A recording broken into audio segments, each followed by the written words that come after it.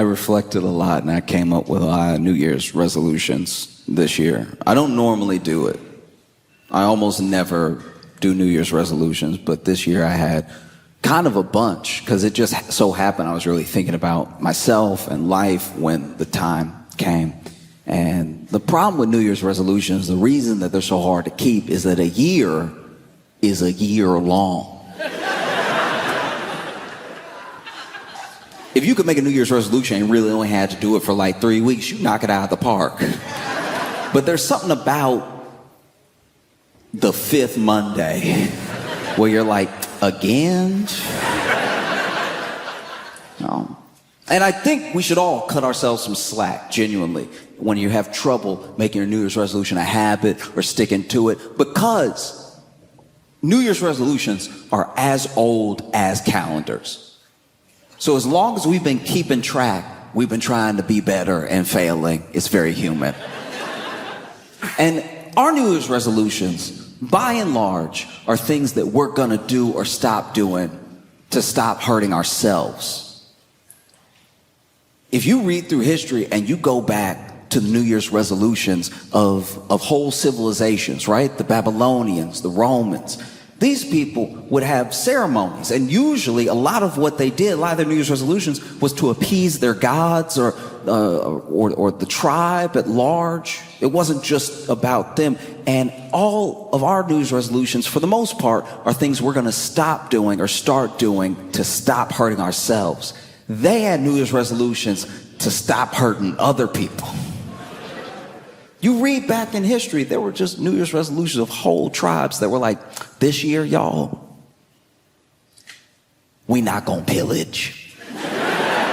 We were doing too much last year. We were pillaging over here. Not everything needed to be pillaged. We need to start focusing on us, all right? Even probably had a tribe leader came up with a slogan, we not gonna pillage, we gonna be a village.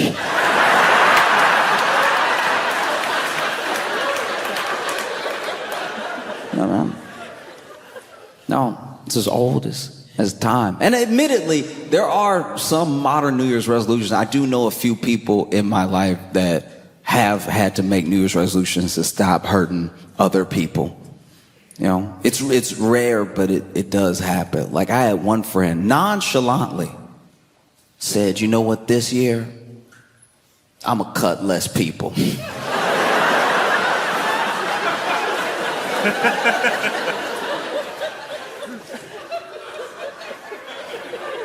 First of all, I didn't know she was cutting anybody. Second, your New Year's resolution is day one. Your New Year's resolution is to cut less. You didn't say none. None was an option. The year hasn't happened yet. You haven't even met who will be worth cutting, and you're still like, I might maybe give them a pass. Said, I'm gonna cut less people, and I was like, what do you mean cut less people? They were like, oh, you know how it is. I hate being asked or told if or that I know how something is when I clearly have no idea how it is. Oh, you know how it is. You go out and somebody press you, and next thing you know, you holding the blade on you. It's like, what life do you think I'm leading? What life are you leading? When are you doing this? I had a couple of New Year's resolutions. One of them was to focus on my health, which I'm already regretting. Genuinely, because this is my thing. When you try to focus on your health in the beginning of the year, you really think you're gonna do it. And that's why I'm making a New Year's resolution. If you tell me what I'm doing wrong, if you tell me what's wrong with me in like September, I'm probably gonna be like, then I'll die. Sorry. I like doing that. But if we're starting a new year and you're like, don't do that, I'll be like, okay, I'll try, right? No. But the problem is when you focus on your health, you have to go to the doctor. And going to the doctor is a little bit too exact and final for me. If something wrong with me and I'm telling a friend about it and we're just sort of going back and forth spitballing about what it could be, it's almost kind of fun. You're like, maybe it's that. Oh, maybe it's that. Let's Google it. Oh, we shouldn't have Googled it. You know what I mean? But when you go to the doctor's like, no, you sick. No.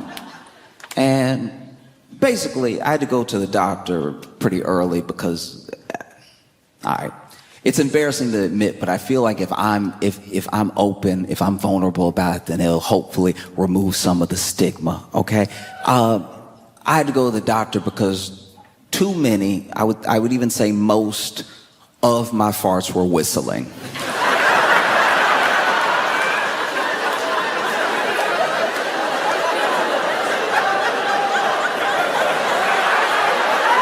Okay, all right. So if you're going through what I'm going through and you hear that laughter, that's why I'm doing this, to try to break through, try to show the normalcy of what was happening to me.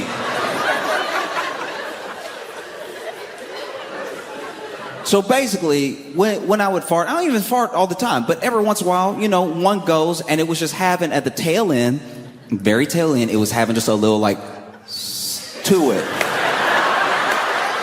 I didn't know where it was coming from. I didn't know why it was happening, but I was hearing it. And I'm not like a musician in that way. I don't know a lot of music theory, but it did seem like a bit of a D sharp to it. Like it had a little bit of that fire alarm, a little bit of that at the very end, right? And so one day I was walking and I don't even remember the food that I had, but it hit me in the wrong way.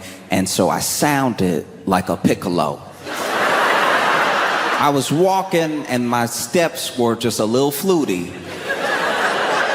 And I don't know about y'all, but sometimes I walk and listen to music. So I'll have my big old headphones on, they're noise canceling, so I can really enjoy the music and everything. And I knew I had a problem because the cut through it was so high of a pitch, it must have got under the noise canceller. And so I was just walking, and I don't know, once again, about you, but when I'm wearing my headphones, I'm listening to music, and I'm walking, it feels like I can fart however loud I want because I can't hear it, so then it must not be that bad. I know that's not actually how sound works, but it's just kind of what goes through my head while I'm doing it. And I was walking, I just heard it sort of like, do you remember? And I was like, uh-oh, I should probably talk to somebody. And so I did. I went to the doctor, and when I got to the doctor, I had a bit of an issue because I even tried to use as many big words as I could to describe what was happening to lessen the blow of what I had to say. So I was like, my flatulence is having some orchestral notes to it. And the doctor was like, what? And I'm like, don't do that. One of the main reasons I hate going to the doctor is because if you're a doctor, and especially if you're older than me and you're a doctor, I'm assuming you've been a doctor for a while, right? And if you've been a doctor for a while, then I'm assuming you've seen a lot of stuff. But somehow when I go to the doctor and I tell them my problem, they've never heard of it before. You got all these encyclopedias in here with all these diagrams of people's bodies and stuff, but then I tell you what I'm happening. You're like, what? And then I just made it simple. I was like, look, my farts are whistling. He was like, what? And I was like, that's worse. What happened to bedside manner? And so, he fixed it. I'm fine now. It doesn't happen anymore. But yeah, basically there was something going on where I had pretty much like overexerted myself, and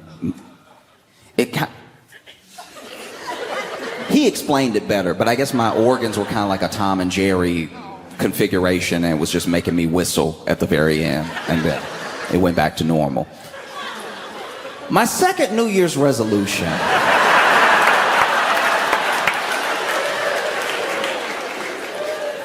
was to be very mindful about what I do and say on a podcast. Now, I'm not perfect, but This has been the downfall of a lot of people. I'm not even saying that there's never going to be a podcast where I talk out of pocket. I don't know.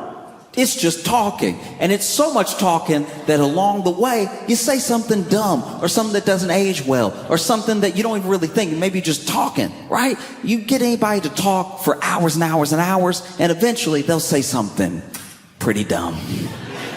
So I'm trying to be mindful about what I do and say on a podcast, because when podcasts started, before there was a ton of money in it, it was just one of two things. It was either people who had such a great rapport with each other that listening to them felt like listening with them, like being there with them and just having a party with your friends, and it was an interesting conversation that you felt like you were a part of, right? Or there was a very interesting person, an incredibly interesting person, and then someone had them on their podcast who was a good interviewer. And through giving a good interview, they pulled all of these interesting and beautiful things out of this very interesting person and then gave it to you. And so you either got some sort of education from it or you got some sort of community from it, right? And now podcasts, I think we made too many microphones.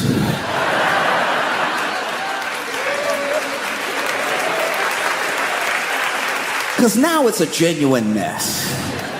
You know? Like, I watched what I think was maybe one of the most important podcast clips of all time. One that exactly, perfectly describes what I'm kind of talking about. Mike D has a podcast. And in that podcast, he was talking to OG Tulo, a rapper. And while he was talking to him, OG Tulo reaches into his pocket and somehow shoots himself in the leg.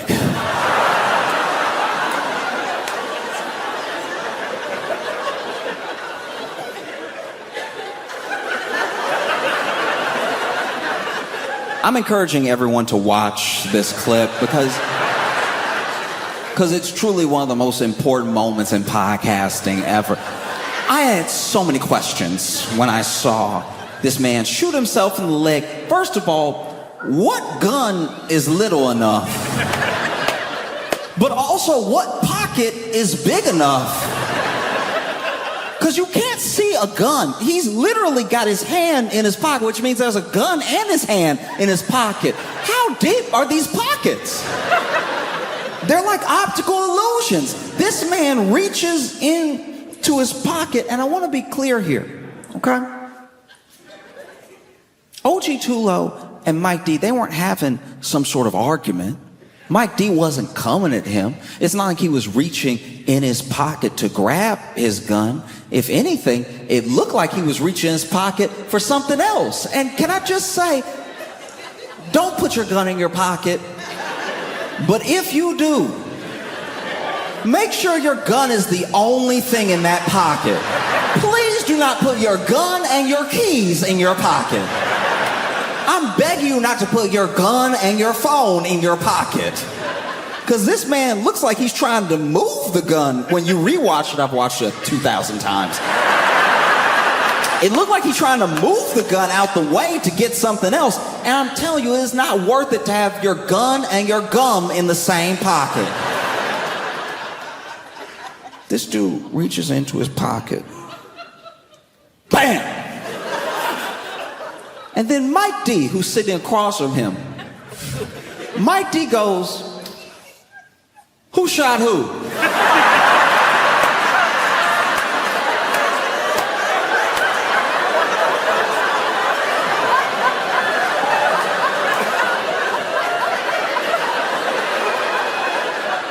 They're facing each other. He turns to the cameras out there where the people are, who I guess are producing the podcast. And he turns to them and goes, "Who shot who?" Somebody got shot?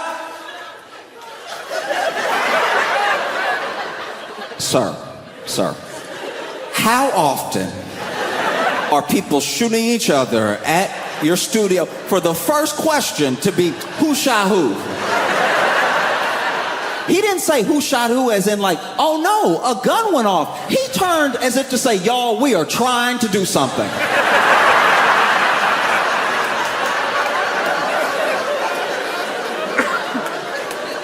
This man turns. Who shot who? Somebody got shot?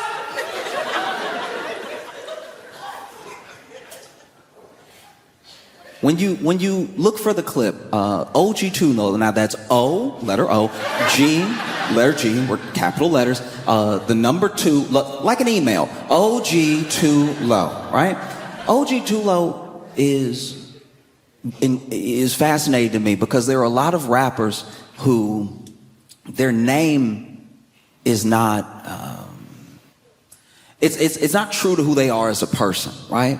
But to his credit, OG2low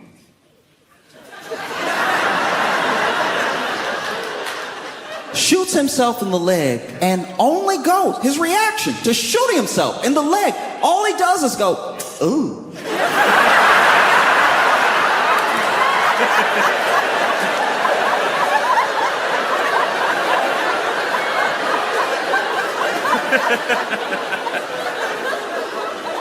This man doesn't cry, he doesn't freak out, he just makes the face you make when you drop a casserole, just, ooh.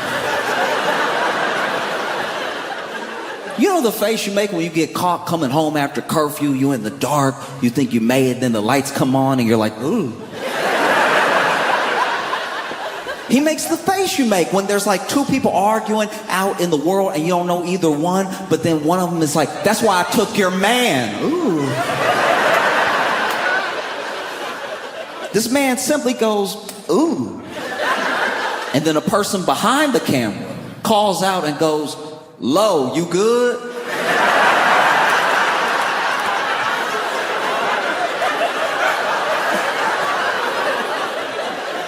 There are a few things I hate more than being asked if I'm good when I should not be good. When I'm clearly, people wait till you hurt to ask if you're okay. And I understand the reflex question, but you just saw something very bad happen.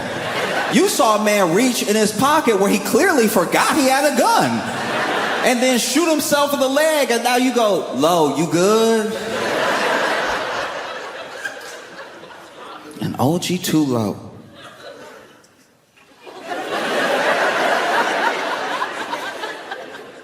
simply says, I think.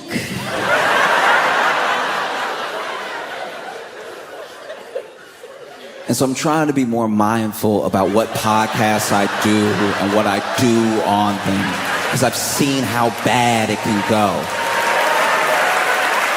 You know?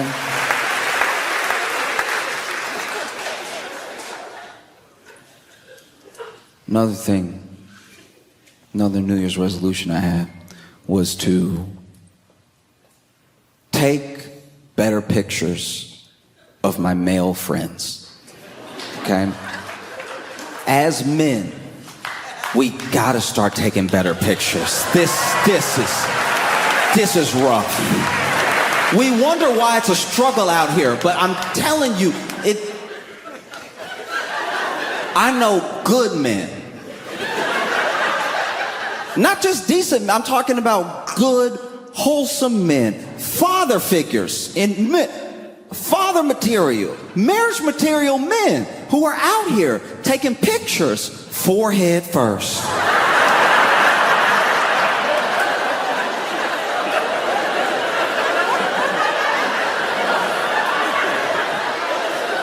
I'm talking about forehead presented, forehead shining, optical illusion, forehead forward. I don't even know how you get that angle. Did you put the camera on your head? You know, because that's what happens. As a man, you don't get that many good pictures taken of you by other dudes. You know? And then you post it because it's one of the only good pictures you have. You want to go on a dating site, you want to meet people, you go ahead and you post the pictures you have of yourself because what you have is what you have. And then you put that out into the world and you wonder why there aren't many bites. There aren't a ton of bites because when people are scrolling through your pictures, you look blurry. You look like if they met you, you would only be a memory, you know? You know what I'm talking about? You know that wave look when it's like, it's almost a good picture, but there's that movement at the end, so you're a little blurry on one side. Will she be dating a ghost? Who knows? We've got to start taking better pictures of each other. And I know it's hard. I know it feels weird to like take, because women are so good at doing it for each other. They'll take incredible pictures of each other. It won't even be picture day. It'll just be some good lighting in a random place. And they'll be like, hold up, stop. Let me get you. No. Pose, quick. Yep, see, this is good. You know? It's tough. We don't try enough. We don't try. Even if you muster up the courage as a man to know that you look good that day, and you ask your boy to take a picture of you, as men, we get too uncomfortable trying to make each other look good.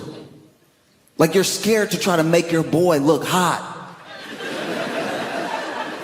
Even if you're looking good, bona fide, looking good, anybody can see it. You're dressed well, shaved, everything, right? And then you hand the phone to your boy. He's like, got it. That's not helpful. You didn't get it. You didn't get it. That's why when I post the picture, I look like smoke.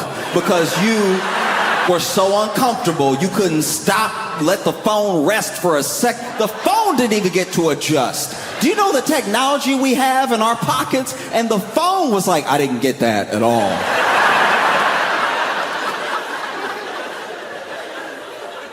Women will do anything to take a good picture of their friend, especially when the friendship is mixed. Like when you're out with your male, female friends, and you're just walking, going to a restaurant, whatever, and then there's a moment where it's like, hey, this is good lighting, stop, let me take a picture of you. I've seen work put in. Because they love their friend. The things I've seen, it's not just one of these. I've seen women get angles for each other. Angles that it never occurred to me to get. The way that I've seen women work their knees backwards.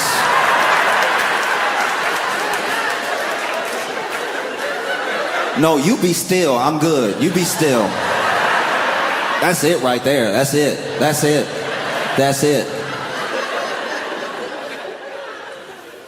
No, men take such bad pictures of ourselves and have such bad pictures of us taken. I'm pretty sure that's why nobody looks for us when we go missing. Be honest right now. If there is a man that goes missing, if they even put his picture on the local news, it's the worst picture of him if it's not a picture from high school. If it's not his high school picture with that bow tie or whatever, it's just him being like... And then you see the picture and you're like, I think he did it. I think he kidnapped him. That's what happened. I solved it. We don't need to look. That's why when you put a woman's picture on the national news, it's any picture. It's just a picture of her that's recent. And people are like, find her! Because it's a good picture.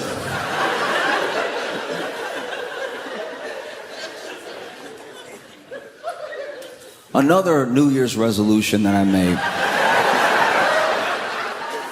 was to start making, how do I put this? I want to start having manlier mannerisms.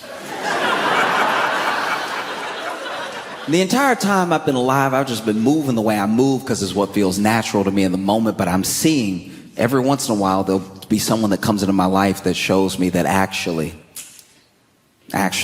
maybe not this way. When I was young, I was working this job, and there was a dude on the job who was he was in prison, and he was on work release. And he took me under his wing and was trying to teach me how to be more of a man. I didn't ask him to, but I also didn't really know how to take up for myself, so... I would do little things, and he would try to correct those things for me, right? And I remember one time I walked in the room, and it was pretty stinky. And because it was stinky, I tried to waft, in front of my face, like waft, like you would when it stinks. She goes, ooh, it's stinky, right? You know what I mean? Like, you've done this. Don't act like it was stinky, right? But the way I did it, my hands were too fluid when I was, because it was stinky, but I felt like this was more efficient to get it out of my face. I was like whipping it out of the way, right?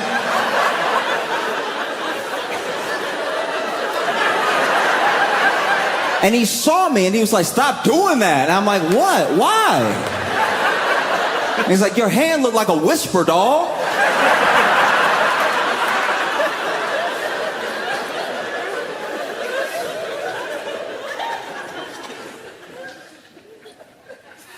One time he tried to, dap me up, but he had big hands. And so when he did it, I'm not gonna lie, it hurt. And so I pulled my hand back, and I pulled my hand back like,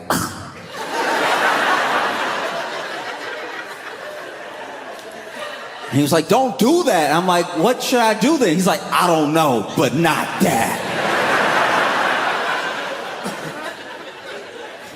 The worst one was, people talk about fight or flight, and people often don't talk about freeze, which is what I did in this particular situation.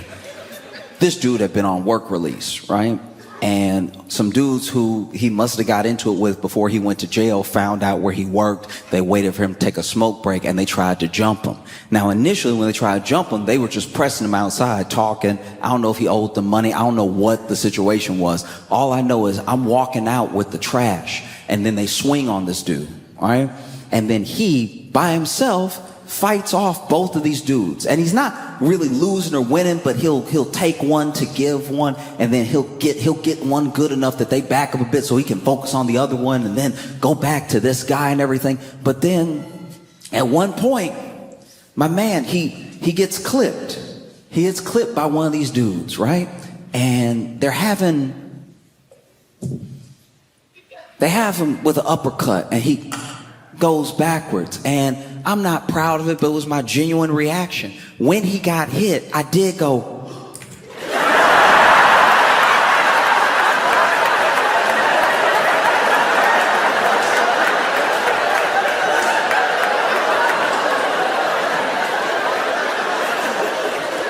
Because apparently I touch my cheeks when I gasp. I didn't know that about me either, but nothing had happened to make me gasp in a long time. So when it happened, I was like, oh. And people look at you different. When you do like a full Macaulay Culkin, when you hit them with the Macaulay, with the...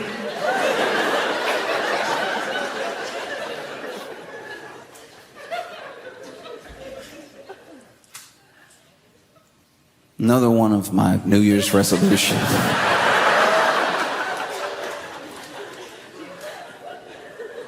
is to take a break from Facebook Marketplace.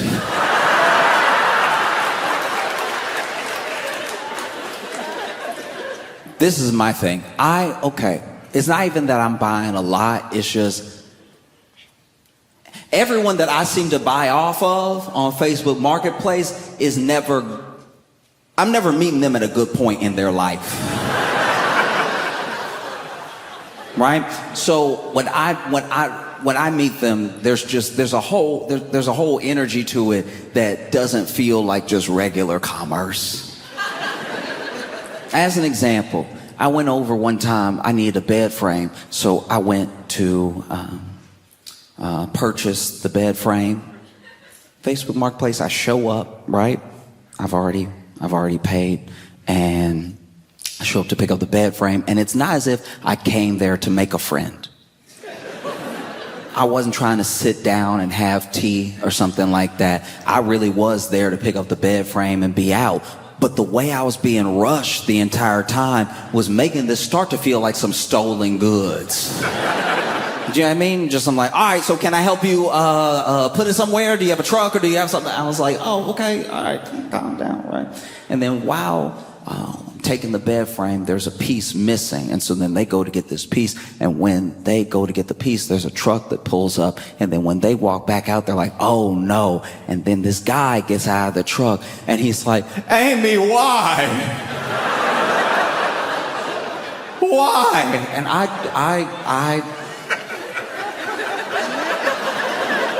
I'm just here for the bed frame. He's like, Amy, why? And she's like, I told you why. I'm done with you. I'm done. I'm sick of it. I'm sick of everything that you do. I've given you so many chances. And now she is yelling over my shoulder. Like I'm here. I'm where I am now. She's right here yelling at him who's behind me going, why? So I am kind of like this child of divorce in this moment.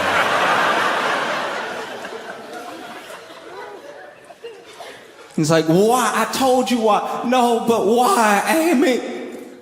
Is it him?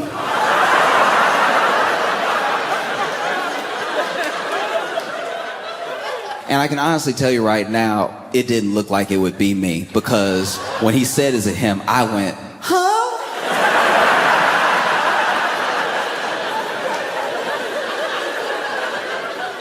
And then she went, what? No. She didn't have that.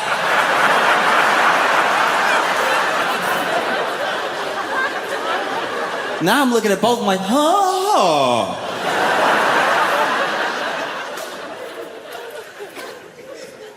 And they clearly had some stuff to work out, and I was very uncomfortable. I couldn't get the piece because she was still looking for it. He was crying, so I left the bed frame. Another time. There was another time where I was going to buy a teddy bear. I had someone that I was trying to get the teddy bear for because they like novelty teddy bears. I was trying to do something a little sweet and everything. And I go there to pick up the teddy bear. And not everybody posts the dimensions of the item that you're buying. But when I get there, the teddy bear, my size, right? So way bigger than I was expecting. The teddy bear is like a 5-foot-something teddy bear. And this particular teddy bear, which was apparently like novelty because it was made like handmade and everything, from behind, the teddy bear had a lot of ass.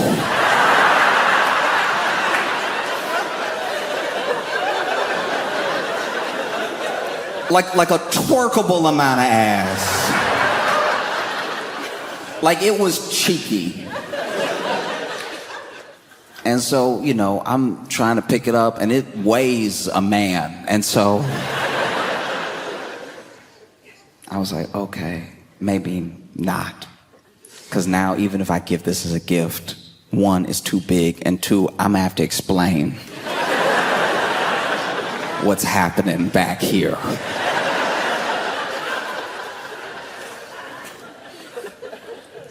I went to buy a fridge one time, and I get there and I'm talking to this guy about the fridge, like where I should go get it, and he's looking at me confused. And he's standing right outside of the address that I was given, and he sounded all confused. And then he tells me he's there to buy a fridge. And then homeboy opens the door and basically invited us both to go ahead and haggle in person over the fridge. I was like, that's insane. We had a price. We had a price that we agreed on, and the other guy was like 55. And I was like, you're not helping our case at all. You're not a good negotiator. I went to buy a couch. This should have been plain and simple. You're moving, I need a couch, you need to get rid of a couch, we're done. I show up, even had the truck ready because I've known from before, you gotta have the getaway vehicle in tow. And sure enough, pull up. You know, we're carrying out the couch in pieces, cushions first, also like that, trying to get the couch lifted up out the door and stuff. And this man who is selling the couch keeps trying to upsell me on dolls that he made himself, and you can tell. He made these like knockoff porcelain Cabbage Patch dolls which already freaking looking to begin with. They already look at you, no matter where you are in the room, they got eyes on you. And then he made it so he stuffed them a little bit and then he put a button on it. And when you put the button on it, it was supposed to cry. Like, you know, the way that you buy it, it's wham, okay, hold the baby, right. Except he must have recorded the cry. Because this doll's cry was haunting. You press the button on this doll to cry because he did it. No one asked him to. Trying to upsell us on these dolls while we trying to lift a couch that is apparently made out of lead because we cannot get it up. Meanwhile, he not helping, presses the button on the doll, and the doll, instead of a wham, wham, it gives a cry that screams 1800s horror movie. This doll presses the button, this doll goes, ah!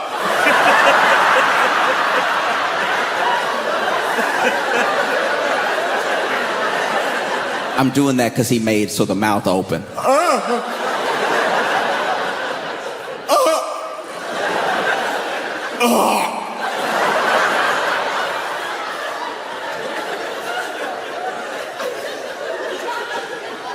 I was so genuinely terrified that I left the couch. That's why I need to take a break from Facebook Marketplace because I don't really leave with my items. I don't really...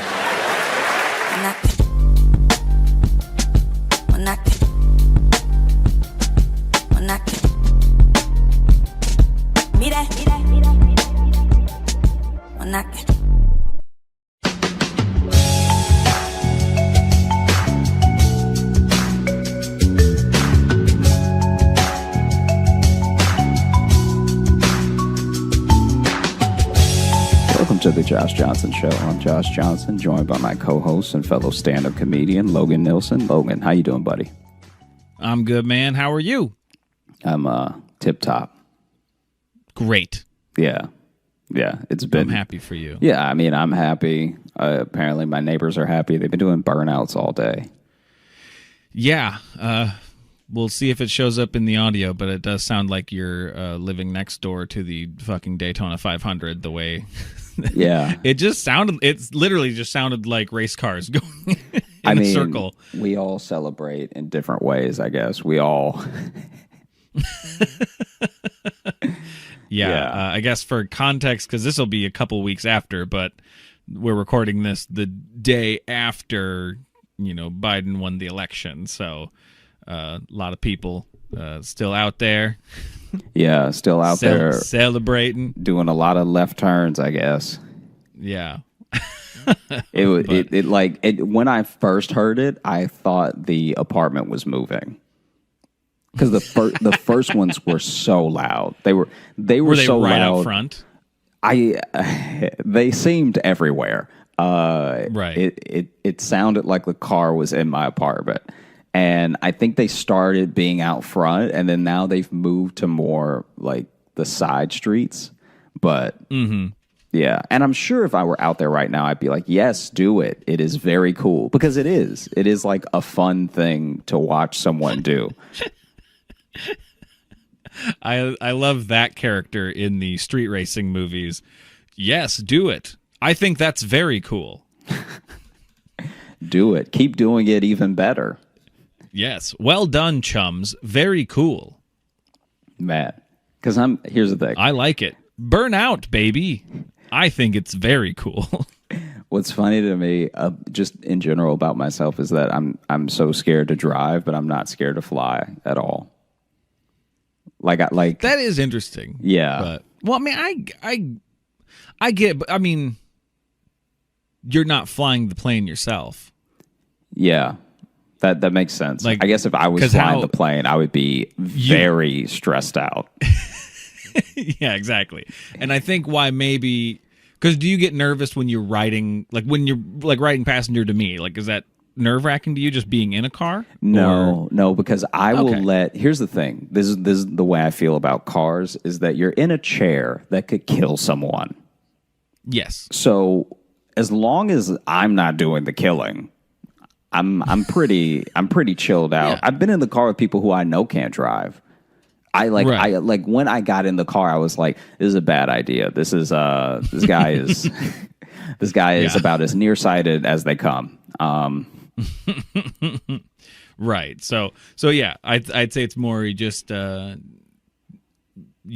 the idea of being chauffeured.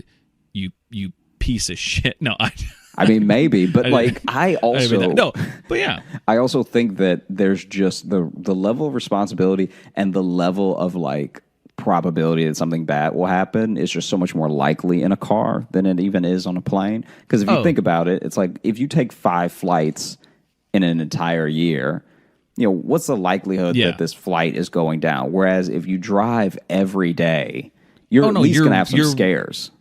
You're way more likely to die in a car accident than a plane crash. I almost called it a plane accident.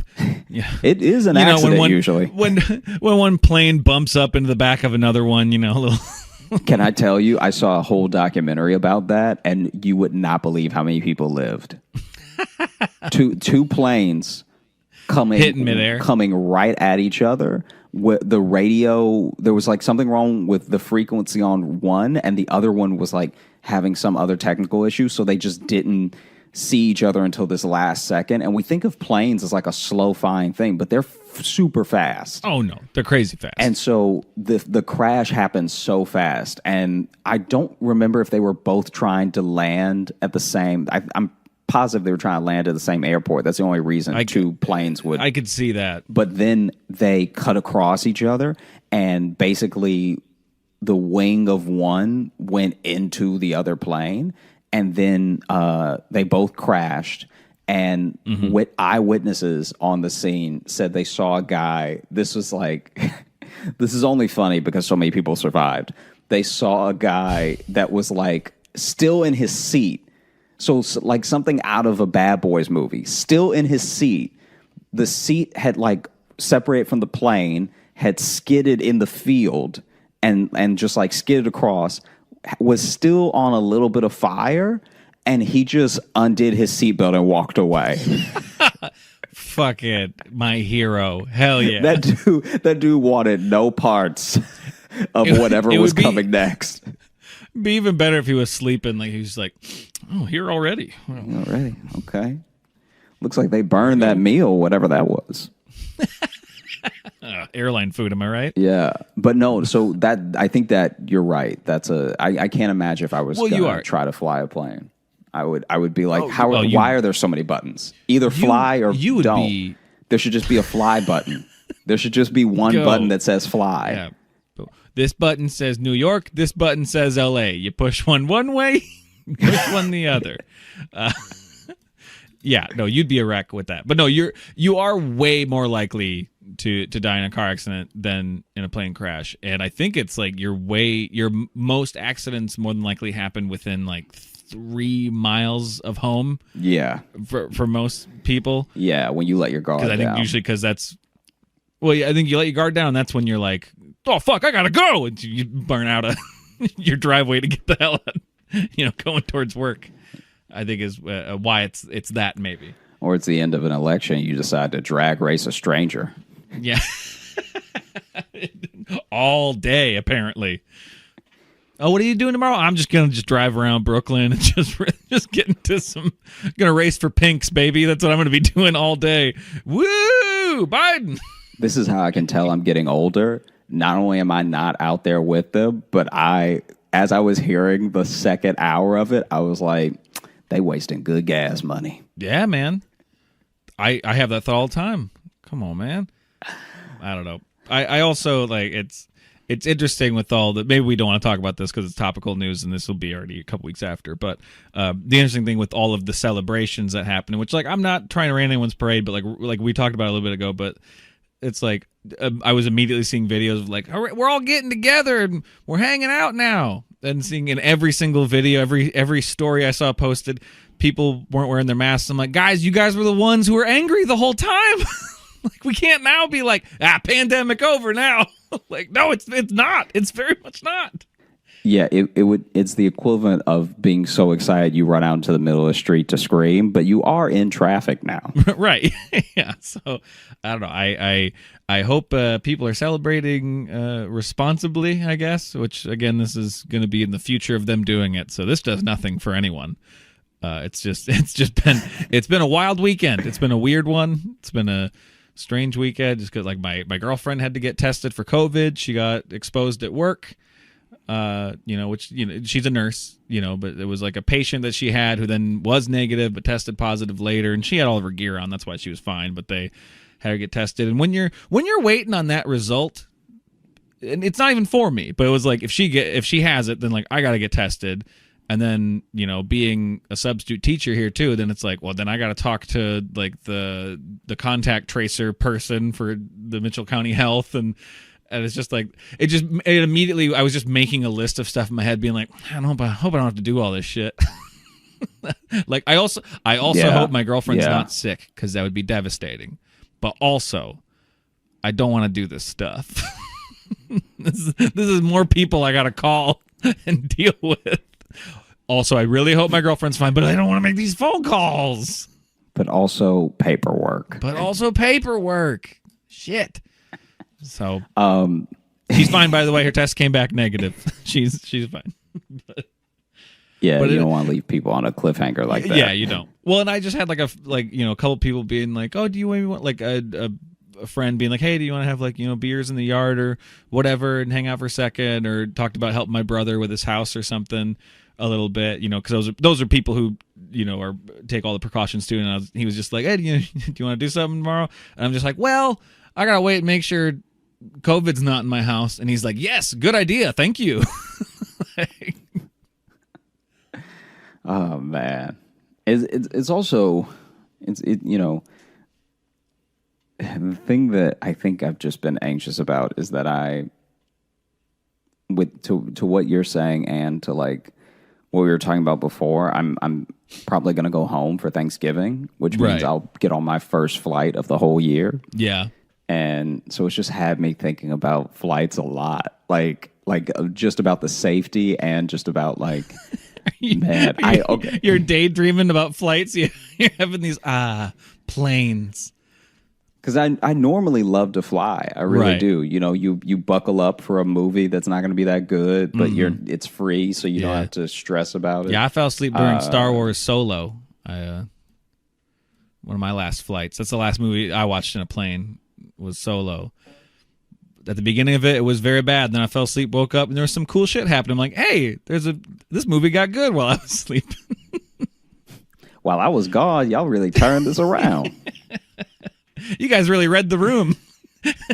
Yeah, quick. We're losing him. No, he's sleeping, man. Get Donald Glover in here. Come on. Let's get... Yeah, we got him back. Don Glover, nice haircut. I missed his introduction entirely. Woke up and just like, oh, Lando Calrissian's here. Oh, they're flying from something. Neat. Yeah. Dude, so I don't know if you saw this. This is actually pretty old story overall. Mm-hmm. But there was this couple that was on a flight, and so this was back before the Face ID, right? When it was still just the finger, right? Just the finger print on the phone to unlock it. Oh, right. Okay. Right? If you wanted to have those extra. Until you said phone, I was like, Face ID for what? Yeah, no. I'm like, I've never had to scan anything to get on a flight. Yeah, like aside from my ticket. I'm just saying, like, this is how you know it was like a few years ago, right? Right. And yeah. So my man fell asleep, right? And his wife, while he's asleep, grabbed his phone, took his finger, and then unlocked his phone with his sleeping hand, right? Mm-hmm. And then when she unlocked the phone, she found everything. She found all the homegirls in there, found everything, and then she started beating his ass so hard they had to land the plane.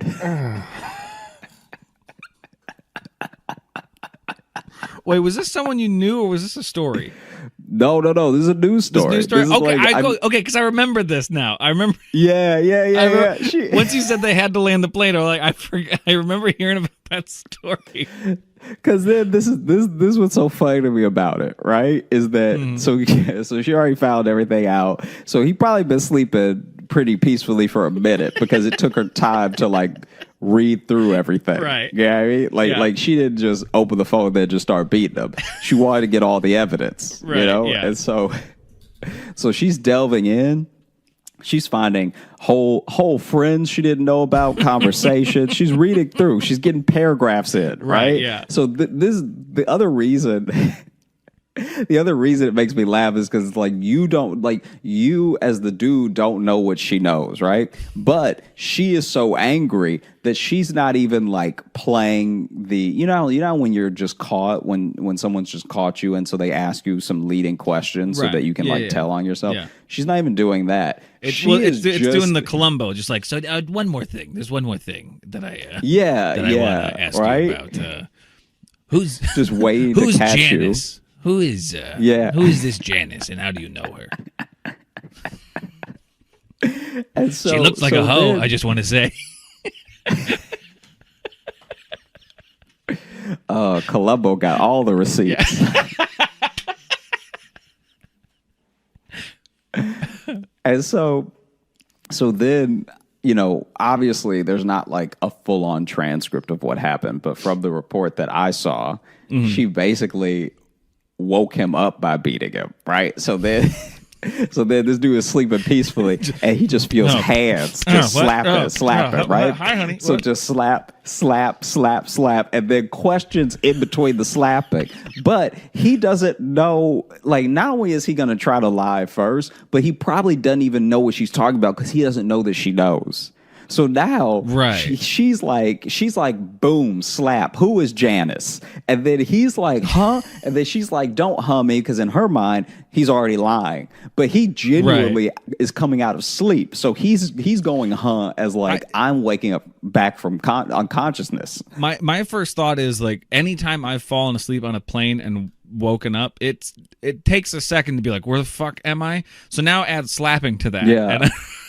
Yeah. Now add slapping. Where am I? Who are you? What's happening? What year is it? Who's Janice? That's right. And from the report that I saw, not only did she have form, but he was also in the reports really good form. She squared up. I mean, it didn't say she had good form. It just said that she was beating him handily. So the report just says she was winning. Yeah. Oh, easily. He wasn't even covering up well. He needs some lessons. Just some general boxing lessons about your guard, because she's breaking through the guard with uppercuts. All right. While seated in a plane aisle. That's incredibly difficult. No. Was she above him? This is the best part. So then I was gonna. Was she standing or was she sitting still in the seat next to him, or does she get up? No. Okay, not only has she hadn't got up yet. All right. Oh, okay. So that's the thing. So that is some good punches if she's able to really fuck him up seated next to him. That's an awkward way to hit. And I'm pretty sure she had like I don't have any evidence for this, but I'm pretty sure she had like fully planned it out how she was going to start. Like, it wasn't an emotional thing. She thought through, like every sentence she was reading, she was thinking through how she was going to beat this dude's ass. So I'm pretty sure she lowered the seat back table just to box him in a little bit more. All right. I like that, or I like the idea of her calmly putting it up in preparation for ass beating, of being like, oh well, hang on, I got to do this, and let me Let me yeah. undo my seatbelt, Yeah. and you're going to need some help, so I'm going to go ahead and call the attendant now. And then That's it. That's exactly what I'm talking about. I feel like she calmly raised her seatback table and calmly lowered his, and just was setting up everything nicely, right? Put some coffee on it too. Probably turned his reading light on just so he'd be blinded. So then not only is she beating his ass, but he is in a window seat. So he's fully boxed in. Yeah. He can't get out. Yeah. And so then it's not like no one really knows what's going on when any fight on a plane starts. Okay. So there's like a commotion, but he's not even like yelling like stop hitting me or anything yet, because he's just so out of it, right? And then he just wants to know if they're there yet. Yeah, so then finally, wouldn't that be great if it was like you start getting beat, but you've also landed, so you'll be able to get away soon. Nah, they were mid-flight. You're 10,000 feet stuck. Sorry, you're getting beat across 2 time zones. Yeah, you're about to join the 6 feet deep, mile high club. Not sure how that math works out, but it's not good for you. It's not good for you. Yeah, it's not going to be great. I think it ends with you being thrown off the plane. 6 feet deep, mile high club. And so she's like wailing on him, right? Right. And then I don't know if the flight attendant saw first or a passenger saw first, but then they like got involved, like, ma'am. You know what I mean? Because like the thing that's funny to me about stuff like this is that no matter how like trashy someone is behaving, someone at their job still has to say ma'am or sir. Yeah. Like it always cracks me up. Like it's like even Waffle House fights, they'll be like sir, and then they start swinging. Listen, then the employee starts fighting. Which I think it makes the punches more righteous if you say sir while doing it. It really, I don't know. It adds an extra level of stank to it. Just like, oh yeah, sir. Right? You know, it really. And so then the combination of respectful and disrespectful in one is a beautiful thing. Yeah. Because like this is my thing. So then, you know, people are kind of trying to get her off of him and everything. But like, I don't know if she's just that strong or people are not quite trying to break the fight up good enough, because there's no way this is the thing. As someone who watches fights, I love martial arts. I watch UFC, everything. Yeah. Refs rarely have a problem breaking up a fight between two big guys. So it shouldn't be that hard to break up a fight between a person who's not fighting back and a person who's trying to fight in a middle seat. Like that, like right. Well, but that seems pretty straightforward. In a plane, though, those people didn't agree ahead of time that if they get broken up, they have to go to their separate corners. You know, it's a different set of rules that have been laid out. Because really, the main rule is, hey, don't fight on the plane, and already that's being ignored. So now any other form of decorum of someone coming in the middle being like, hey, now, you know, that shit's gone. Sorry, they're already fighting in the air. Like gods. But I mean, this is my thing. There's at least 2 flight attendants on this plane, right? Because it was a decently sized plane, right? So between 2 people, right, and what I hope is an air marshal, that's proof that air marshal wasn't on that plane. Oh, for sure. Or he's cheating on his wife.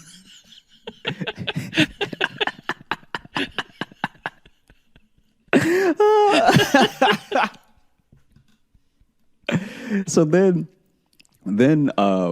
they cannot seem to stop her. Like she's just in the pocket. She's just landing nice, clean strikes. And then I can also tell you, as someone who's tried to break up fights before, that sometimes they're too messy and you end up getting hurt as the person trying to break up the fight. So I can tell if someone's beating another person well enough, you don't want to get involved. You're like, hey, look, especially like I'm pretty sure that you are now slowly.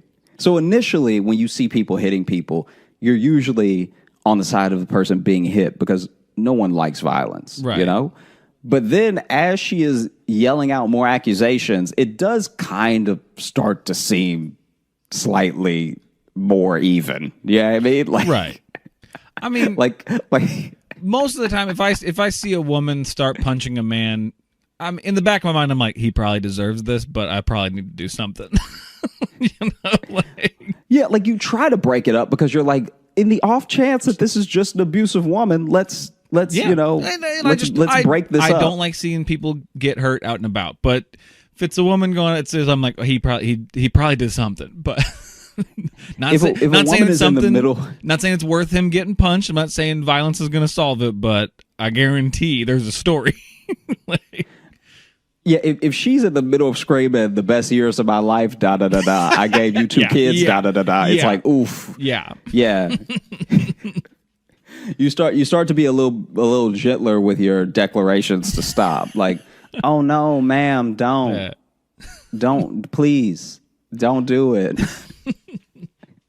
And so then they cannot get her off of him, and I guess they just tell the pilot. I guess someone stops trying to break up the fight and just runs to the cockpit and is like, hey, look, we have a situation. Yeah. I can't even pass out the snacks. All right. Listen, if we don't land this plane, she's going to bring us all down. She is going to use him to beat us. She's going to put a fist through one of the windows, and then this whole cabin's going to get depressurized. And so yeah, they landed, and I do remember almost certain she got arrested upon landing. Oh, it's like I thought you were saying she got arrested upon, and I'm like, that is not a phrase. That is not. No. No, I'm pretty sure they were waiting for her. Because you can't. Because this is also the thing. She also must have been beating his ass as they were landing. So imagine you already think you hate flying, right? Imagine you can see out the window the ground getting a little closer, and you just count down in your head. All right, 15, 14, 13. We gotta land soon. And then imagine this. So she's beating him, right? Mm-hmm. She's beating him, and then they land. And so he's like, oh, thank goodness I'm saved. But then, because they weren't supposed to be at this airport anyway, they can't get to the gate. They need to wait for a gate. Right. Well, and so now he's basically just getting beat in a car. Well, and even if they get to the gate, like I know this wasn't even the airport they're going to, but there's always people who are quick to just rush out and clog up the hallway too. So now you're just going to get beat while people are walking by watching it. Yeah. Oof. And then, okay, so you got to say thank you to the captain while you're getting punched in the head? No. Thank you, guys. Ow. Thank you. Thank you. You good for nothing. Thank you. Yeah, she even does it too. I told you. Thank you, guys. You do such great work. Yeah. So look, this is insane. This next story I was not here for. I wasn't on this flight, but my buddy Al from Chicago said that I could tell it because he was like on the flight, and it's. I'm sure that it didn't have to get this crazy. It's basically just one big misunderstanding. But a guy was sitting in what I think he must have been like first class for it to transpire this way. So yeah, I think he was in first class. Because everyone was throwing money at each other? No. You'll see. No, But basically, this guy on his flight was sitting in the front of the plane, if not first class, as close to. And this guy falls asleep during the flight.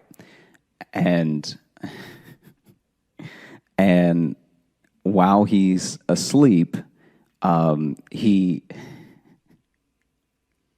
like out, right? So and I don't know I don't know if he has a condition or whatever, but he's so out that even when the craziness starts, he's still out. Like he's like, I don't know if he took a thing to sleep through the flight or something, but he's completely gone out of the picture. Okay. And the flight is about halfway there. So it's a flight from I think it was from Chicago to Portland. And so they're halfway there. So they've been in the air for 2.5 hours or something. And at one point, I don't know if they're trying to gain altitude. I don't know why, but the plane sort of tilts, upward. And as the plane is slightly tilting upward, a foot rolls through the aisle, just bouncing, rolling on its side, like a foot in a shoe rolls all the way to the back. And so everyone seems to see it. Yeah. And it's quiet at first. And it's checking. Well, then they start checking with each other, did you fucking see a foot go by? So everyone is calm at first because they're all to your point, did you see that foot? Everything, right? Then I'm just not getting like air sickness or something, right? You. Yeah, you saw a whole foot right? in a shoe you roll saw by, that, right? So then look, God is a genius, all right, because the comedic timing of this could not be pulled off any better. So as the foot's rolling, it's not until it hits the very back with a thud that people start screaming, right? So this lady in the back that was probably next to the foot, and that's why she screamed. Because everyone else, it was just a moment. But for her, this is her life now. Well, and you can maybe convince yourself that maybe it's just a shoe. But when it's got the thud of a foot in it, yeah, that makes it more real. Oh, no. So, it's got foot in it. So then, oh, man. Okay, so then it plops next to her. She sees it, looks down, screams, right? So as she starts screaming, everyone else on the plane that saw it is like, yes, that must have been a foot. That was definitely a foot then. And so then they start screaming. Well, if you don't mind me, I will join in the hysteria.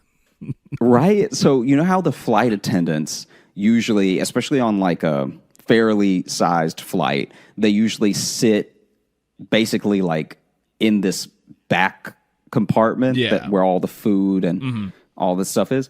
So then the flight attendant comes forward from the back and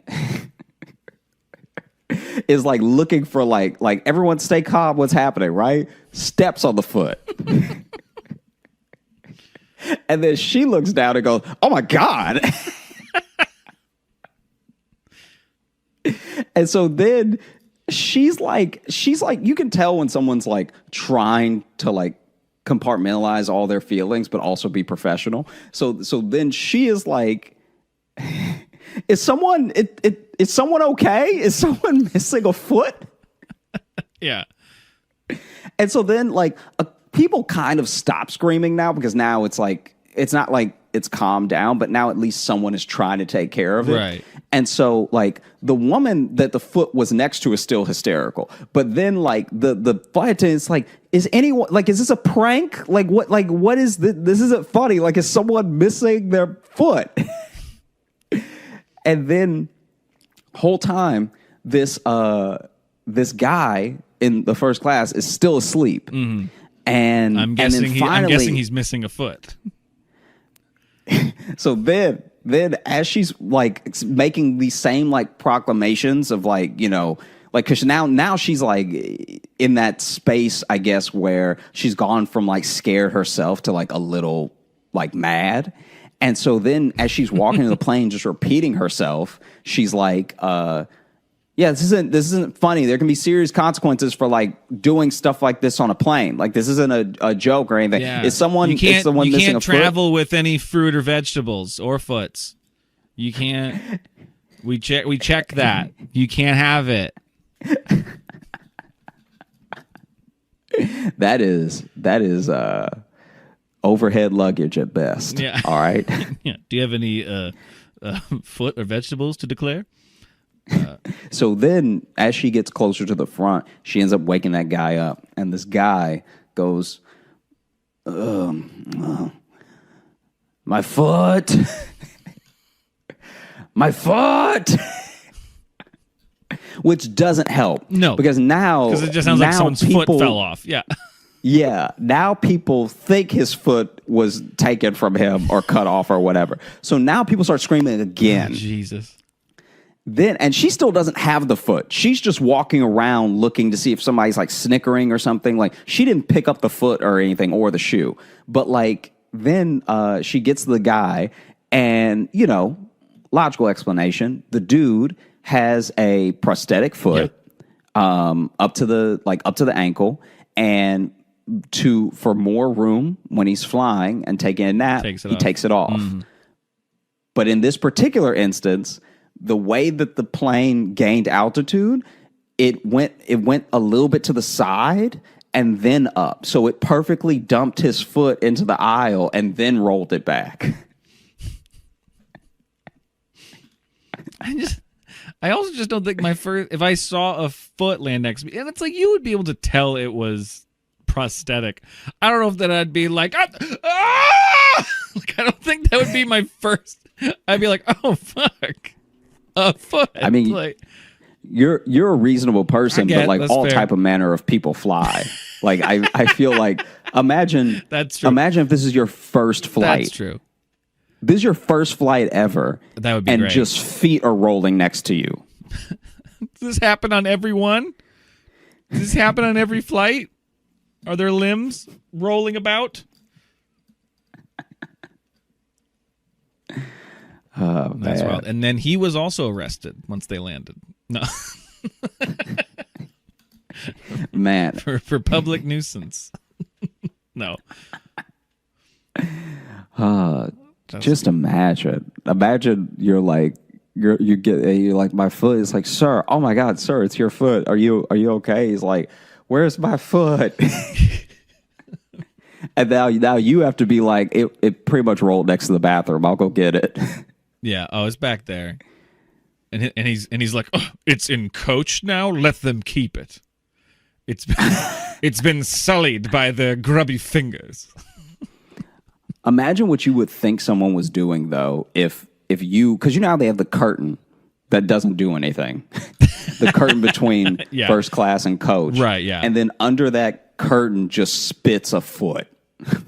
Yeah, you'd start to think it's some sort of like, oh, like I get it. The rich people get away with murder. We're in international airspace or some shit. So now this is where just sending body parts and carcasses for the rest of us. It's where the Epsteins of the world get to just dismember people at the front of the plane. I get what the curtain's for now. Champagne and dismemberments.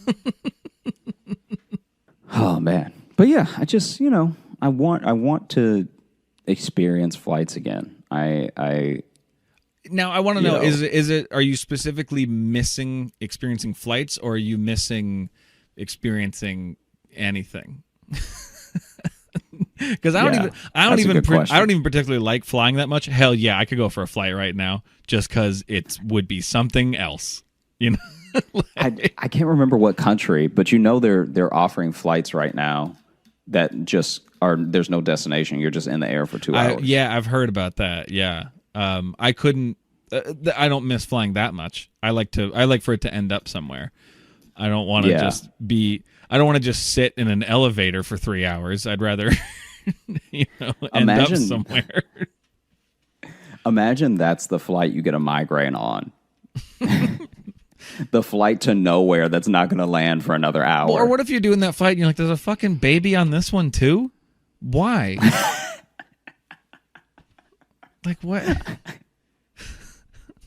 It's already a weird idea to like have to fly the baby anywhere, but to go nowhere, you brought the baby? That's so funny. I'm trying to sleep, and your baby is keeping me awake on my 2-hour flight back home from home. Yeah. I do have some. I have some flight like credits still sitting because I was supposed to come to New York at the beginning of the year, right before. Remember, it was the week New York shut down in the initial pandemic stuff. But 'cause I was going to come out and stay with you and our buddy Steve Malloy. I was going to come out for a bit, and then I remember you and Steve both called me being like, "Yeah, I don't know if now's a good time. It seems to be getting a little weird here with this whole coronavirus thing." And then it was like, I literally canceled. I was like, "Yeah, I'll push it back." And I delayed the flight. And then it was just like, "Oh, by the way, New York's closed. Don't come." Yeah. And I was like, "Okay, well, I chose that timing well, I guess." Yeah, this would actually be a very different podcast if you had come, because you probably would have had to stay. Probably would have been like living here the entire time. Yeah. Well, yeah, we would just be recording in person then. We wouldn't have to deal with with FaceTimes and stuff. Yeah, I don't know, but I think I still have those credits through next year, so or into like when I canceled it. So if that ever becomes an option again, maybe I'll use it. But yeah, fuck, it keeps not looking that way. And it's embarrassing that Iowa, a very spread out state where it's very easy to not be near people, we're like one of the worst places in the nation right now. So I don't know. Like, it's the point of having all these cornfields between us if we're all just going to get together and touch mouths. Like, I don't understand it. That's what the Midwest gets for being so friendly. Yeah, it shouldn't be so easy to find each other in all these corn mazes that we have, but I don't know. Man, I think for me too, the movies when I was flying were like, I would try a movie that I would never watch on land in a flight. Oh yeah. Well, for me it was always like, oh, if I fall asleep during this, that's fine, because I don't normally do that if I'm watching something, at home. It's usually something I want to watch. But in a plane where it's like, well, I'm literally just passing time, so I don't really give a shit what this is. Mm-hmm. I am conscious though, of just like, has this one got like sex in it? Because there's like people next to me, and like it's on the back of the seat. You're always... Yeah, so my thing is, especially on flights to Australia, which I've had a few now, and so those are long flights there, and how long sometimes is that shorter flight? flights back. How is that from? Like 16 hours. Jesus. See, I've never done a flight like that, and yeah, I think it's 16 from New York. It's actually only like, I think it's only like 12 from LA. Oh, is it? Okay. I think so, yeah. Because I always thought it was like Australia to LA was like one of the longest flights, but I suppose that makes sense. And when I fly to Australia, I get work done with movies. Oh, I'm like, yeah. Oof. I watched Cabaret for the first time and the entire Pitch Perfect trilogy. I got off that plane singing. Yeah, man. Wow. What an interesting marathon to have. I mean, you also only have as many options as they give you unless you brought your own iPad. For sure. So like, yeah. I think Qantas just had a deal with somebody. With Anna Kendrick. I'm gonna be right back just because my computer's about to die. So I'm gonna. Motherfucker! I've told you to plug it in before we start. It's annoying to edit around. He always does. Yeah, I'm not gonna cut it out. This time I'm not gonna cut it out. I'm gonna let you guys know what I deal with. He'll just suddenly, in the middle of a thought, we'll be talking about something, and he'll just go. He's got to do something else. He's got to plug something in. He's got to take a call. He's got to go grab something. He's foolish. He's foolish, and he's inconsiderate. And he's putting his headphones back on right now. Hey, buddy. I wasn't talking about you. You're a monster. I don't know what you were saying, but I can tell you for a fact it wasn't true.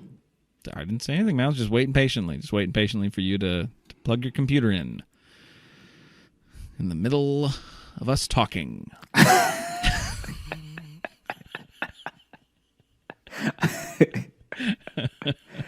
Oh, man. What? Say something. What? It's just, it's one of those things where...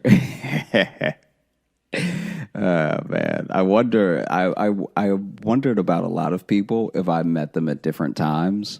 if we would have the relationship that we have. And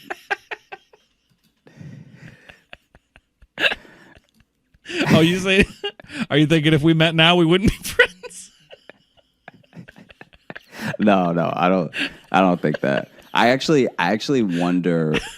I think there are certain people you can meet too early, though. Like, I can tell you that when I was in college, some of my best friends to this day, right? Mm-hmm.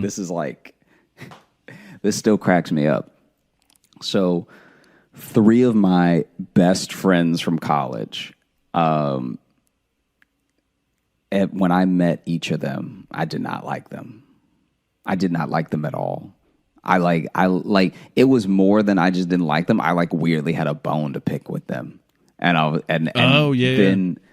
then we got over it, and 2 of us joined the same fraternity, and then the third one, we all, I want there to come a day where we can all just chill again, because we all live in different places now. Like two of them are still in Louisiana, and one, I think he's in Mississippi now or something, and I'm in New York, but it's crazy. And we've had a conversation about it. Like, one of my really good friends, I remember when initially when I saw him, we had a class together. That's how we met. Yeah. And it was this orientation class or something. And I said, hey, because, just trying to be friendly, make friends. I don't know anybody. He didn't seem to know anybody. He looked at me, and then he just turned away.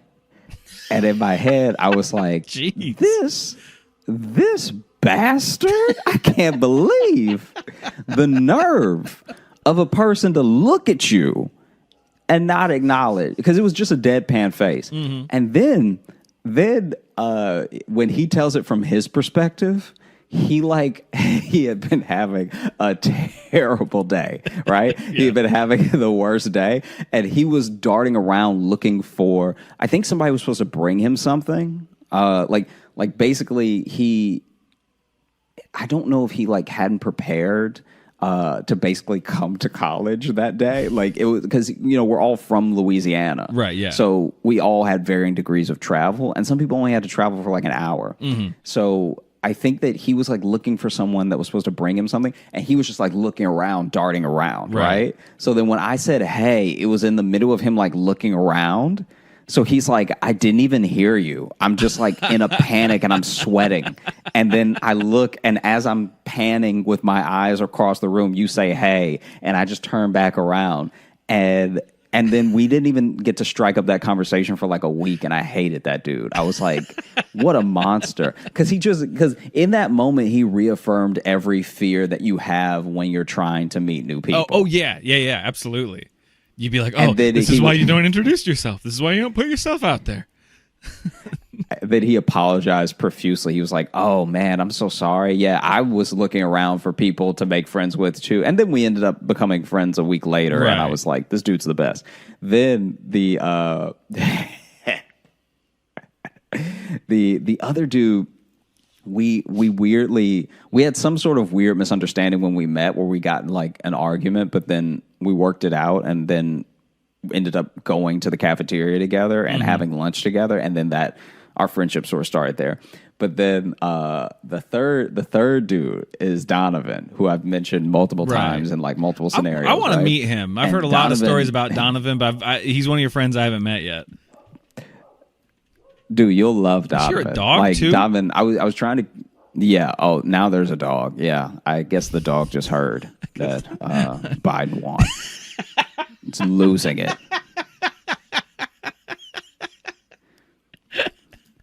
I swear, between burnouts and dogs, we're going to get this podcast recorded. Yeah, no, I'm getting a lot of fun Foley from your end of the recording.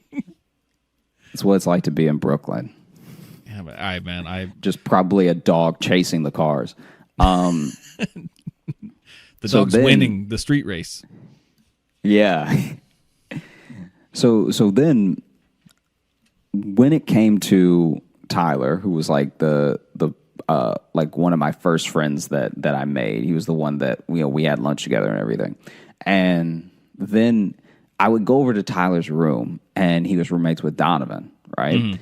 And so Donovan and I did not vibe at first. It was really interesting how it played out, because in my head, Donovan was just like this, like I just projected so much onto him because Donovan is like so many things that I am not. So I was just like, this is a big dude thinks he's so cool and stuff, like all this stuff like this, right? Stuff that didn't even make sense. And then he thought that I was crazy. He thought I was like legit out of my mind. Right. And then because he also hung out with Tyler, because Tyler was his roommate, I would like just be talking or like telling stories the way that we talk, and I will like tell you a story, and he'll be like, this guy's, something's wrong with him. Something's not right. I don't like it. And this is the thing that turned him off of me. I think I could be wrong. I'll have to ask him about this, or maybe he'll text me how wrong I am if he listens to this episode. Yeah, does he listen? How good of a friend is he? Yeah, he listens. Support the show. Yeah. I'm just creating drama for no reason. Basically, there was a day where I was hanging out with Tyler and Donovan and everything, and earlier that day, I had seen, which is I've never seen it since. It's crazy. I had seen two squirrels like running after each other, and they looked like they were about to like mate. Like it looked like some sort of like mating thing, because they weren't fighting over anything, but they were like running around each other and then rubbing up together and then running up the tree and everything. Yeah. And then just when it seemed like those squirrels were about to get busy, an eagle swooped in and snatched one of them. The ultimate cock block. Yeah. And so, and the squirrel was fighting, and it drew like a small crowd. Like there were 10 of us who like were like, oh my gosh. Imagine as a human, you're about to fuck someone. You and another human, you guys are in the bedroom and you're ready to get busy, and then suddenly she gets killed by a tiger. That doesn't care about you. Doesn't care about you at all. The tiger just came and went for her. So it's gonna take a few seconds. You're just gonna go, whoa. Because I'm younger and I'm not as self-aware and probably a list of other things, I didn't tell that story the way I just told it to you. Right. I told it from the shell-shocked perspective of someone who just saw it happen. Okay. So then when I came to the lunch table, I sat down and I was like, Tyler or somebody was like, hey, man, how's your day going? What you been up to? Like, how are classes? And instead of addressing any of those questions, I just went, yeah, I saw two squirrels trying to bang, and then an eagle came out of nowhere. And I'm pretty sure one of them's dead. And the lunch table was silent. And I'm not self-aware enough to know that I've just like kind of ruined everyone's day. And so I'm just sitting there with like the reality of like what I witnessed. And Donovan is like, this guy, there's something wrong. I don't like it. This is bad. No. I'm trying to tell y'all now. If that was the only view I had of you, yeah, like that's how you write a character in a TV show that you want to have be off-putting, is you have them walk up to a table and just rattle off some random not fun things. I definitely learned how to clear a room before I learned how to work a room. So and this is my that's good. This is my friend Josh. Did you know goat testicles are called Rocky Mountain oysters? Okay, well. Because I also wasn't looking at anyone when I said it, so it just made it that much more like terrifying, creepy, whatever. So then Donovan was like very put off of me, and then yeah, you got that. Josh, you walk around with that school shooter vibe. That's what you got going. And then I made it worse because he like, I don't know. I think he felt like because he thought I was crazy, he needed to be a little bit more like. I'm trying to think of how to put it. I think he felt like he needed to show he wasn't scared of me, which is already not necessary because he's like 6'4". Yeah, he's a big dude. I'm not. I think he thought I would bite him or something because I'm not a big man. So like, I don't know why you would be scared of me. Well, someone who walks in with that energy though is probably into swords. Yeah, that's fair. So You gotta watch that kid. Yeah. So then basically there was one more instance where I did a crazy thing and then he matched me horribly. So I was alone with Donovan in Tyler's room because we were both waiting for Tyler to get back so we could go to a concert. Was it like a dorm? And yeah, it's a dorm, right? So because he's you were roommates with Tyler. there was an apartment, but you guys decided to sit in his bedroom. No. So It's a dorm. I'm just helping paint the scene, buddy. You're good. Yeah. And so basically, I had shown up to Tyler's dorm room, and then Donovan answered, and he was like, "Oh yeah, Tyler's not here yet, but I guess if you want to wait for him, are you going to the concert too?" And I was like, "Yeah." He's like, "I guess if you want to wait for him, you can wait here." And so I sat down and waited, and then he was sitting on the bed.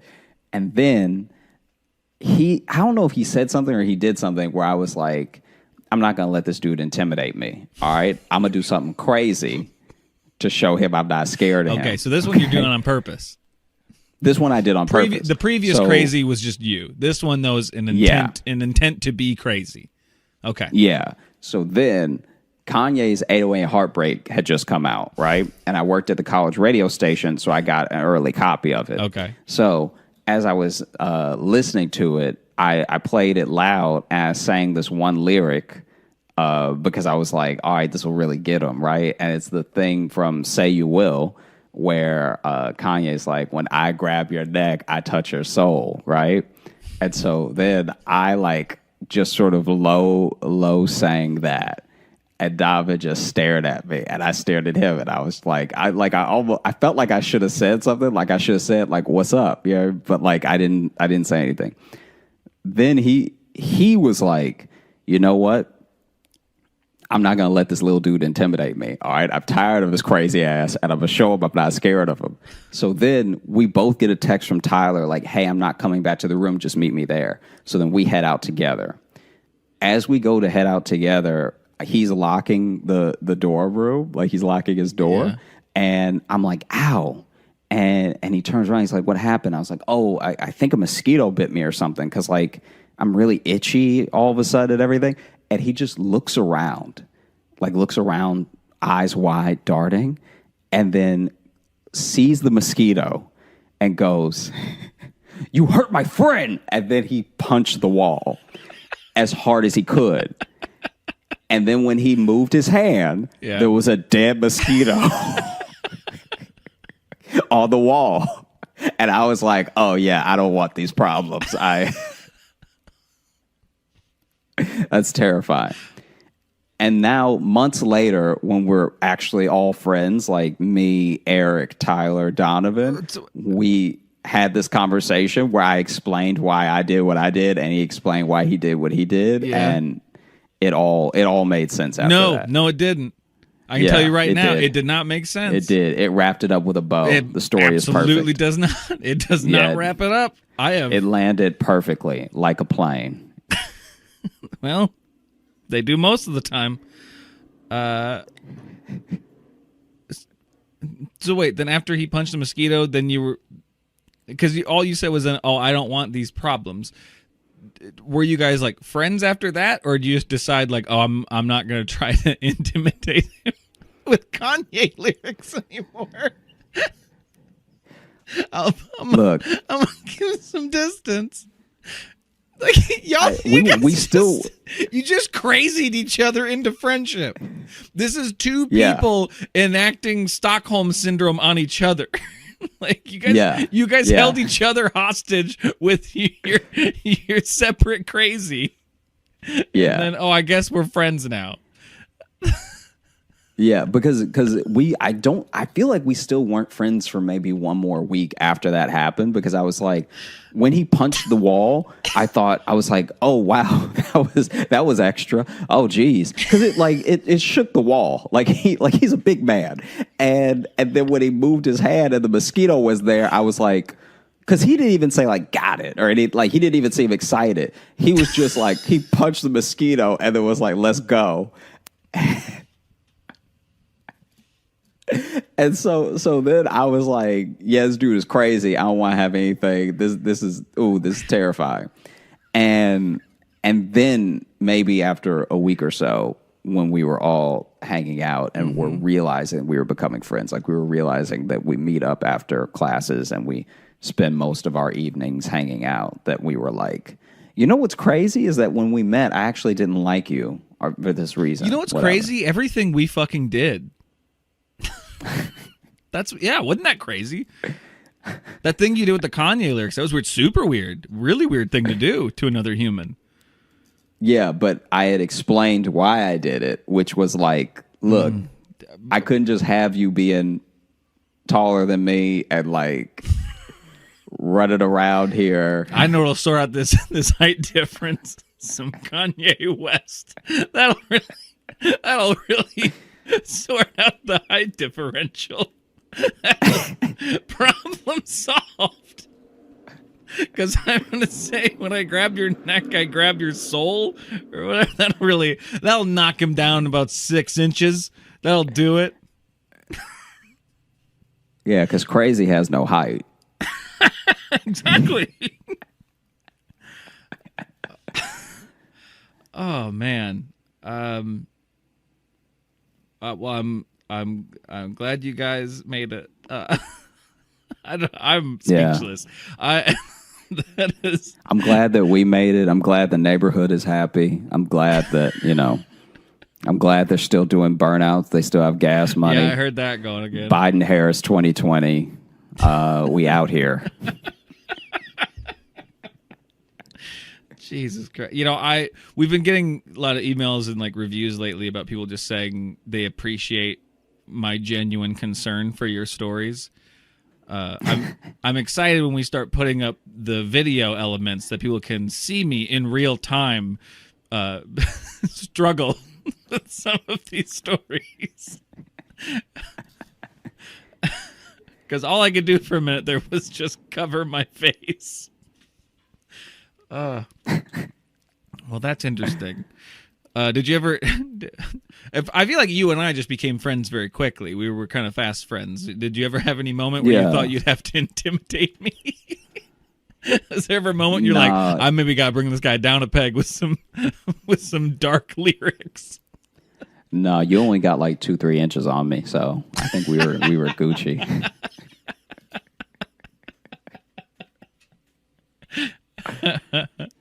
Fair enough. I feel like that's a primal thing. It's like I have to show this person I'm not scared of them, and I'm just gonna be crazy. No. I mean, you're right to an extent, but just not the way you're saying it.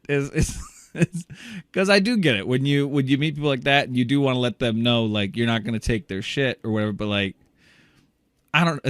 It's just your tactic that's really throwing me off. Is they just like, I'm going to put on this song and I'm going to say this one. I'm going to say this one lyric.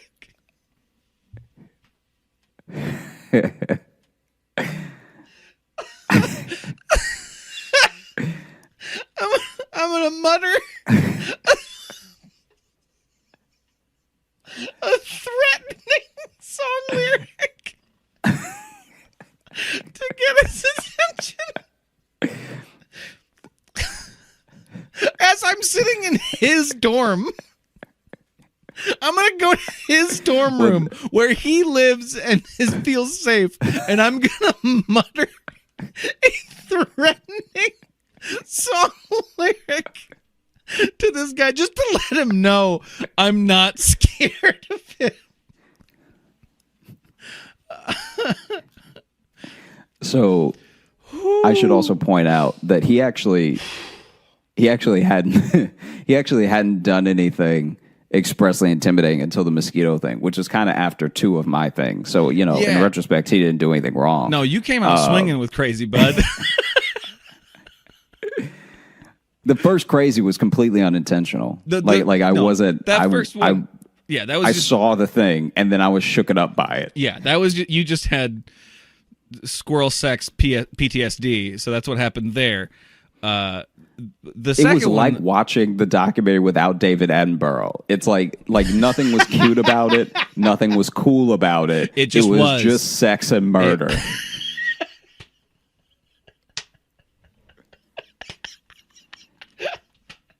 it was just nature at its most primal. Someone's gonna get fucked and someone's gonna get got. That's how it goes in these nature docs, baby. Oh my God. Yeah, okay. I don't know how much more time we want to spend on this, but walk me through just again. What caused you to do the Kanye thing?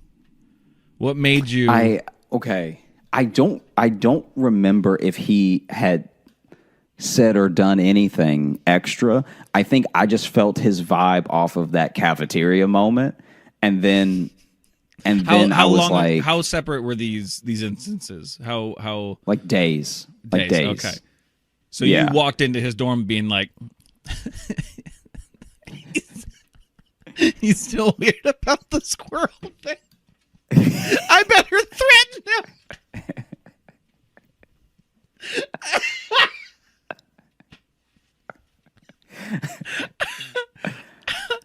Oh, maybe I came off too strong before. I know it'll fix it. This is all I'm saying. All right, I'm just. Jeez. Okay. Look, this is. I'm sorry. You broke me with this one, bud. I don't know. It is. I was Much like those guys racing around your block. This is just running circles in my brain, and it is continually fascinating me. So look, I was coming from a place where I wasn't going to his dorm room in my mind. I was going to meet Tyler to go do something with Tyler that I didn't even know Donovan was also going to do. Right. So then in my mind, I'm not just sitting in his room to intimidate him. I'm sitting in his room and I'm like, all right, if we're going to keep both being around Tyler, then like, we must fight for his love. Yeah, I mean, I can't have you sort of like treat me like I'm crazy. So let me be so crazy you won't say anything. Right. And that's what I did. And then when he punched that mosquito, the fact that he actually killed that mosquito was like, I still think about that. Yeah.